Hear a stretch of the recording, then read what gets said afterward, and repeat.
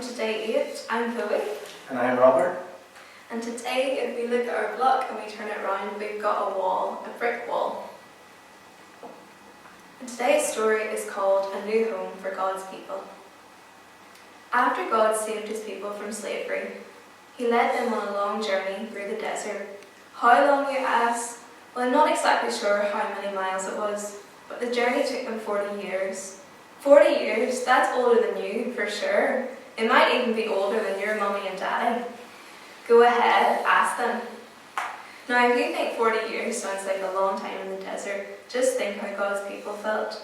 They felt hot like you do when you go to the ocean, but with no ocean in sight. They felt dirty like you do after you play outside all day, but with no fun bath time to look forward to. They felt hungry like you do when dinner's taking forever, but the only dinner they got every day was bread. So when God said, "All right, enough wandering around in the desert, time for your new home," you can imagine how excited they all were. But they were also afraid, because the first place God told them to go was Jericho. Jericho was the biggest city any of them had ever seen. With walls so high it looked like they reached right up to the sky. God's people began to doubt what God had said. They doubted if they would ever live in their new home. They doubted if God was really with them. God's people asked their new leader, Joshua, what to do. Joshua had taken over after Moses died, and he seemed to know a lot about battles. If anyone knew how to knock down big walls, Joshua did. So he got to work coming up with a plan. That is, until God told Joshua that he had a plan. It wasn't the plan that Joshua expected, but then again, God often does things we don't expect, doesn't he? The most important part of the plan was for Joshua and God's people to be strong and courageous. They needed to believe that God, who they couldn't see, was stronger than the walls of Jericho, which they definitely could see. This is how God's plan worked.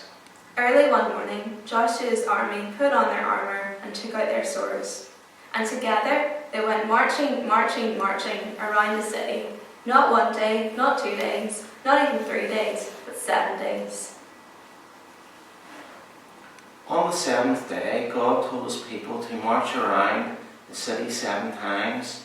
Then God told everyone to blow their trumpets and scream, and no one could explain it, but just as they screamed, the walls of Jericho began to shake. Then they began to crack. Then they all fell to pieces.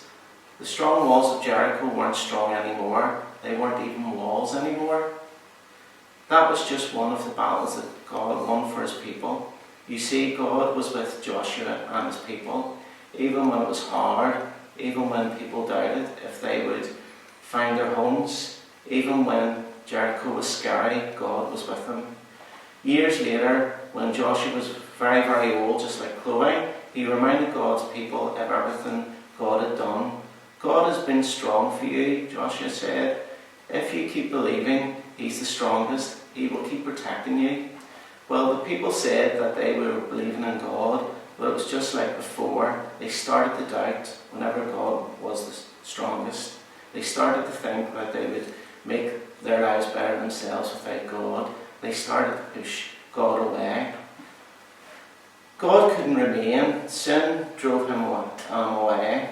But so Joshua and God's people began to hope and pray, God, will you come back to stay? So the blog today, as we said, was about the story of the wall, and today's letter is L for the Lord, who is always with us.